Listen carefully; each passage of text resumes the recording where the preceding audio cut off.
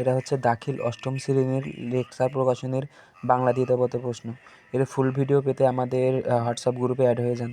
আর সকল ধরনের প্রশ্ন পেতে আমাদের চ্যানেলটি সাবস্ক্রাইব করে রাখুন। আর আপনাদের বন্ধুদেরকে ভিডিওটি বেশি বেশি করে শেয়ার করবেন। সকলকে ধন্যবাদ। আসসালামু আলাইকুম।